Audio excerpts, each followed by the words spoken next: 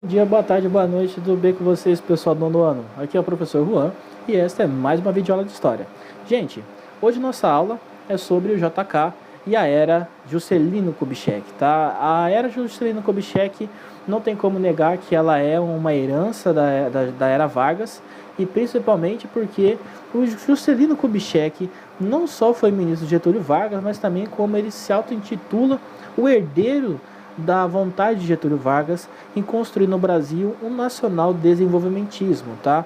Gente, o Juscelino Kubitschek, ele tem dentro de si alguns ideários e principalmente tem algumas medidas que ele gosta de levar sempre à frente do seu palanque.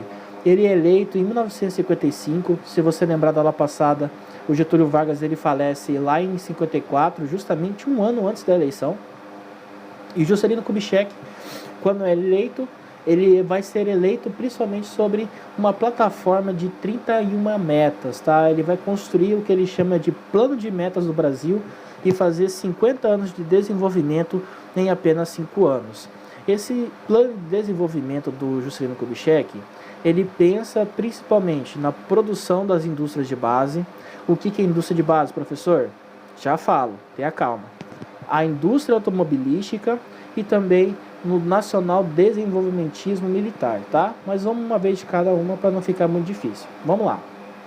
Professor, o que raios é indústria de base? Não entendo isso que está falando. Indústria de base é toda aquela indústria que é a base de uma sociedade industrializada, tá? Grandes coisas, também não entendi agora. Ó, para você, por exemplo, construir um prédio, tá? Um arranha-céu. O que você usa para construir um arranha-céu? Cimento, areia, cascalho, vigas de aço, construção de tubulação, fios de cobre para fazer a parte elétrica, toda uma estrutura que a gente pode dizer moderna, certo? Isso tudo não dá em árvore. Aço, viga de aço, não dá em árvore. Fio de cobre, não dá em árvore. Tubulação, não dá em árvore. Cimento, não dá em árvore. Sério, é sério, é sério. Todos esses produtos, eles são construídos e são fabricados dentro de uma indústria. O Brasil, nesse momento, não tem essa indústria. E o Juscelino Kubitschek, ele tem uma preocupação muito grande sobre isso, porque é justamente um pilar da industrialização nacional. Gente, eu sempre digo isso para vocês.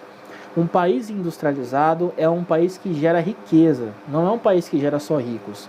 O Brasil ele tem essa tradição agricultura, né? Ele tem essa tradição de tentar viver de insumo, de vender soja, de vender carne, esse tipo de coisa. Isso não gera riqueza, isso gera gente rica.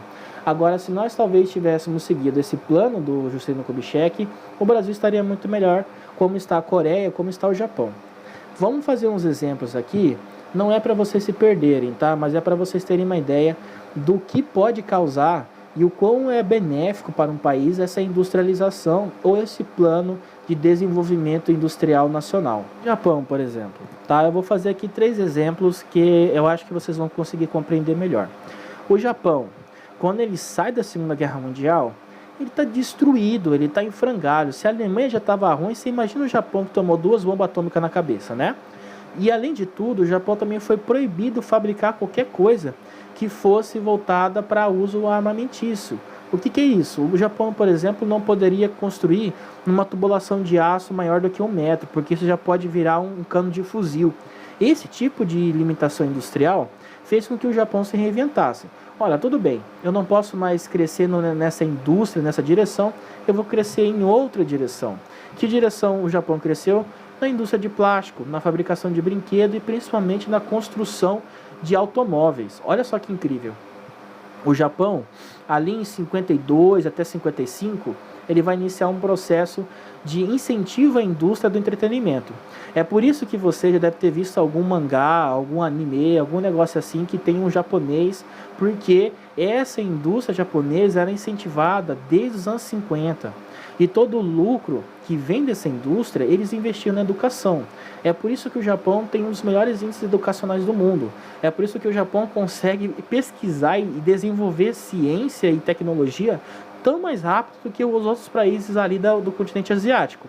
Talvez hoje ele faça rivalidade ali com a Coreia do Sul e principalmente com a China, mas porque esses outros países também tiveram essa ideia.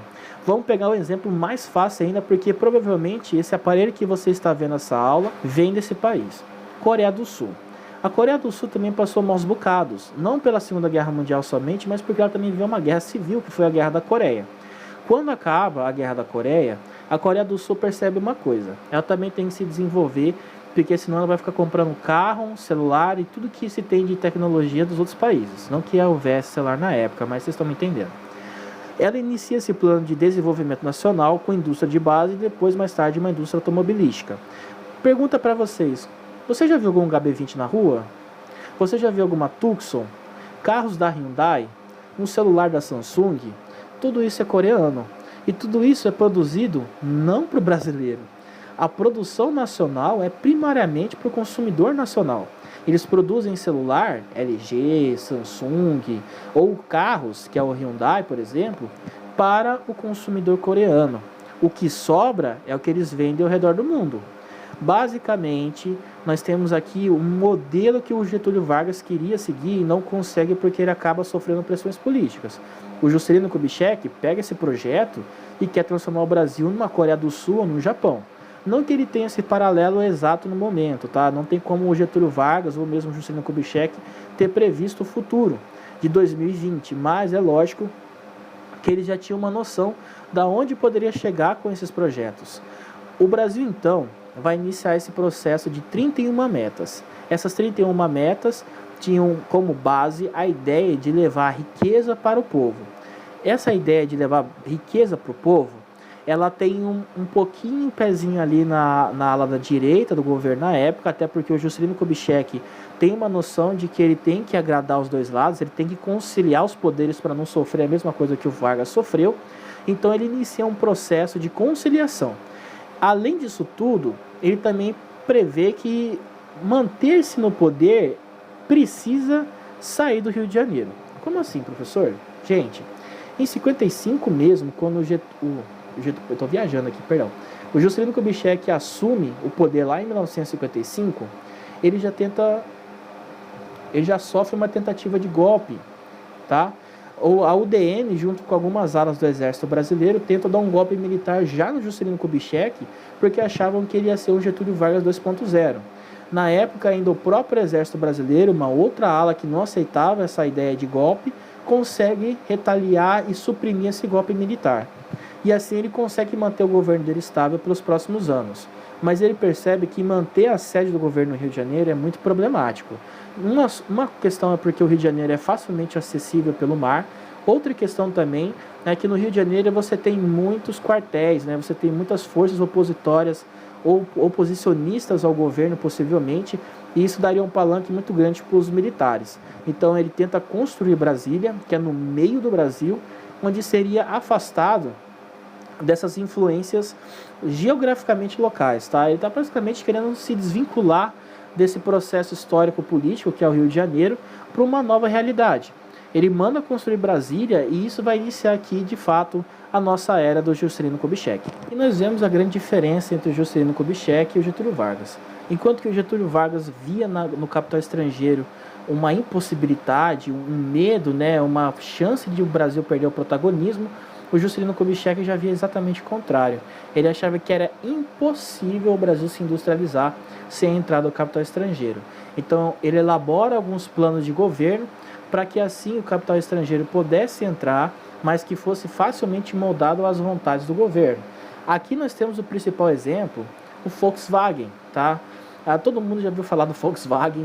A marca Volkswagen, ela é de fato criada lá na Alemanha nazista.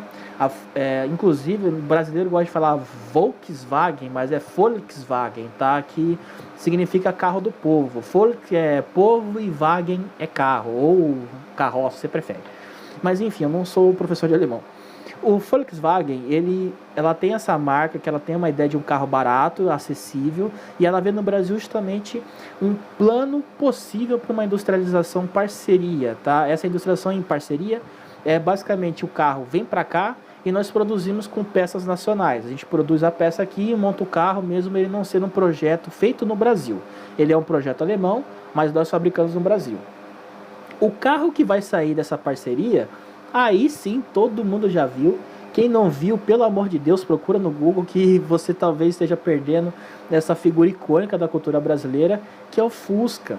Óbvio que o Fusca já tinha chegado aqui antes, mas ele era importado. Com o Juscelino Kubitschek, o Brasil começa a produzir o Fusca nacional, e esse Fusca nacional provavelmente é o que você consegue inclusive encontrar na OLX, no Mercado Livre, vendendo aí por 5, 6 mil reais, tá? O Fusca, ele é uma paixão de quem gosta de carro, principalmente porque o Fusca ele era muito barato e muito acessível. Ali nos anos 50 e 60, se você fosse comprar um carro que fosse importado, nossa senhora, você ia ter que vender um rim mais metade da sua casa, porque era muito caro mesmo. A questão da importação para o Brasil ela sempre foi um problema. Agora o Fusca ele já era muito mais barato do que se você fosse comprar um Landau, por exemplo, que era um carro importado, ou mesmo um Mustang, que era o sonho de muita gente na época, e até hoje é um pouquinho, tá? O Fusca vai ser essa amostra do que pode acontecer com o automobilismo nacional, com a vontade de a criação de uma indústria nacional maior, ok? Gente, basicamente, então, nós teremos aqui a base, tá, do governo do Juscelino Kubitschek, que é a aliança entre o capital estrangeiro com um projeto do governo de nacional desenvolvimentismo. Aí você fala assim, porra, mas só isso? De fato, ele consegue desenvolver o PIB brasileiro em 7% ao ano, que é uma marca histórica que até hoje é muito difícil algum governo passar. Pra vocês terem ideia, essa marca histórica ela só não foi maior por conta da nossa dívida externa. A dívida externa brasileira, desde a Guerra do Paraguai, ela é absurda ao nível que tudo que a gente consegue crescer é usado para pagar dívida. E aí esses 7% eles acabam sendo usados apenas para pagar uma dívida externa do governo. De legado fica ali a industrialização do Sudeste. Até hoje, quem trabalha em indústria geralmente se muda para o Sudeste, porque é lá onde estão as principais siderúrgicas, é onde estão as principais fábricas, etc, etc, etc. Quando ele muda para Brasília, e Brasília é construída em tempo recorde, isso tem que ser dito, ela tem um símbolo entre si muito forte. Quando a gente olha a arquitetura de Brasília, por exemplo, algumas pessoas tendem a ter uma rejeição, né? Tipo, que coisa estranha, né? Esses obeliscos, essa esplanada aí do ministério, né? Lugar esquisitão. Gente, só que o Oscar Niemeyer, que foi convidado para ser o arquiteto, o planejador, o maior dessas obras de Brasília, ele era o cara mais importante do modernismo brasileiro. Ele tinha a ideia justamente de construir arquiteturas que pareciam impossíveis, porque construir uma capital no meio do Brasil era um sonho impossível. Então, quando vocês olharem agora a arquitetura de Brasília, tá? Procure entender isso, que essa arquitetura ela é assim tão exótica, tão diferentona, é justamente para ilustrar que o Brasil estava entrando numa nova era, uma era moderna, uma era de fazer acontecer o impossível, de imaginar um Brasil que desse certo. É possível, tá? Eu prometo que é possível. Esse Brasil que o Juscelino Kubitschek tanto sonha, ele se mostra uma possibilidade principalmente pelo sertanejo. Quando vocês vão aí escutar o sertanejo universitário, tentem lembrar que, na verdade, sertanejo são aquelas pessoas que vão pro sertão do Brasil. Sertão não é só aquele do Nordeste, tá? Goiás para a esquerda é tudo sertão ainda nos anos 50. E o Juscelino Kubitschek, ele também vai iniciar a famosa Marcha para o Oeste. Óbvio que essa marcha para o Oeste ela vai se intensificar nos anos 60 e 70, mas quem inicia com a chamada migração para o interior do Brasil, da ocupação das áreas selvagens, tá? Por favor, as aspas aqui. Das áreas selvagens, será também o Juscelino Kubitschek. Vai ser nesse momento que Brasília vai ser construída e quem construiu acaba morando por ali mesmo e vai inclusive receber o apelido de Candango. E quem não gostou de Brasília, acha que a cidade é muito cara, vai vir para Cuiabá, Campo Grande, Goiânia e outras cidades que eram tidas como interioranas do estado brasileiro, tá? Gente, já está dando nosso tempo, meu Deus. Já está dando no tempo da nossa aula. Eu acho que eu falei demais de novo. Eu gosto muito de falar desse período histórico do Brasil, porque eu acho ele factível e principalmente muito importante para entender a história brasileira.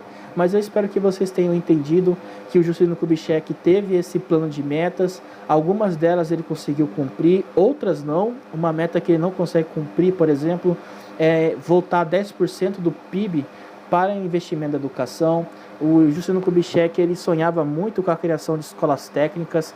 Ele particularmente não consegue fazer isso acontecer. Só mais tarde os institutos federais de educação vão acontecer, desde o início da época da ditadura militar até na chegada dos anos 90, dos anos 2000, mas as propostas foram feitas por ele, que era aliar o capital estrangeiro com uma ideia de um desenvolvimento nacional, para que nós pudéssemos produzir produtos brasileiros para um consumo brasileiro, ok?